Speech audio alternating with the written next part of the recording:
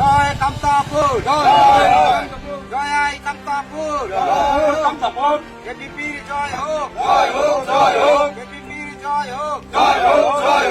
আসন্ন লোকসভা নির্বাচনে এবিপির সমর্থনে জগদীশ বর্মা বসুনিয়াকে জোড়াফুলের ছবিতে আসন্ন লোকসভা নির্বাচনে এবিপি সমর্থিত জগদীশ বসুনিয়াকে জোড়াফুলের ছবিতে জোড়াফুলের ছবিতে জয় আই কামতাপুর, জয় আই কামতাপুর।